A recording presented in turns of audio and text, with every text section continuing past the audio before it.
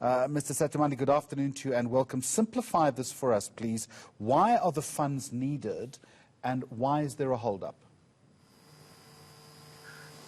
Jeremy, thank you for the opportunity. Perhaps I need to start here. There's a lot of different kinds of projects that we have, but TCTA primarily deals with these mega projects. Now, if I limit it to the discussions around the Lesotho project, which is primarily responsible for water that comes into the country at this particular, into Gauteng specifically, we are mandated by our minister to go into the market and borrow money.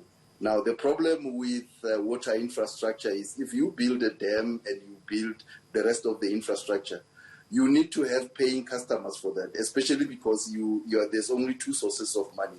Either you get it from the fiscus or you are able to get the end users to pay.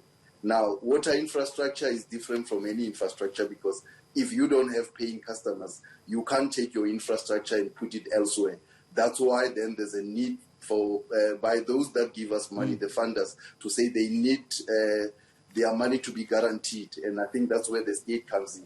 And I really, as a South African, understand the position of National Treasury, wherein they are looking at saying the fiscus in this kind of environment is really shrinking if you look at the tax base. But on the other side, if you have a project where you can have people that are able to pay, that's the strength that you utilize to go into the market and borrow the money that is required. For an example, just the second phase of Lesotho Highlands Water Project, for this particular phase, it's around 32.5 billion at this particular point in time. But the good thing is the customers have been paying, but we are starting to see the decline in terms of the payment levels. And I think this is where the problem comes in. So the funders are actually looking at the state of our economy. The fact that there's now a need to get money that the state did not have before. You can talk about the vaccines, you can talk about the PPEs, although I won't get deeper into that one. But you look at the state of the other SOEs and you can see that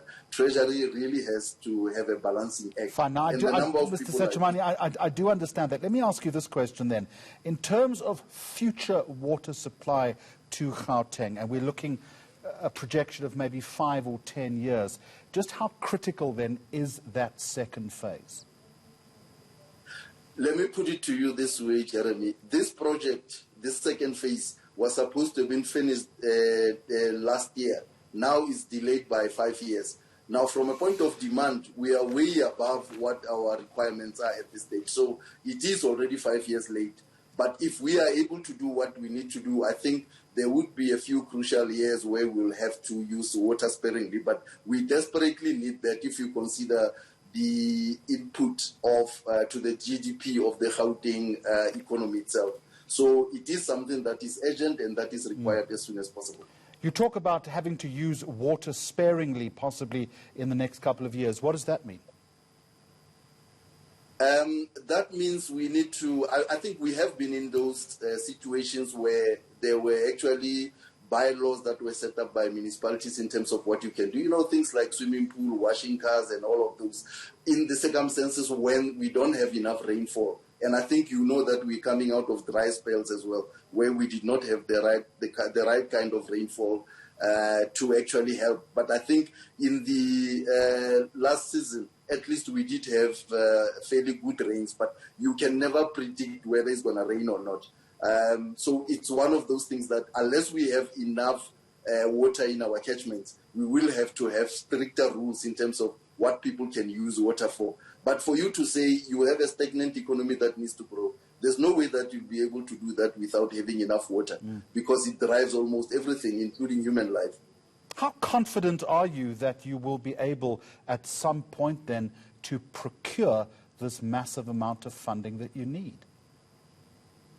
Look, the big thing now here is at least most of our projects, including this one, which is our flagship project, has actually ticked all the boxes in terms of what the president has actually talked about in terms of saying, do you have projects that are shovel ready? This is shovel ready. I think the issue now is more along the lines of those that are the funders that have the money and the guarantees that they want to say, we can only give you money under these circumstances. But if you look at the balancing act that needs to be done by Treasury, there's a few clauses that we need to get over in terms of agreement on that.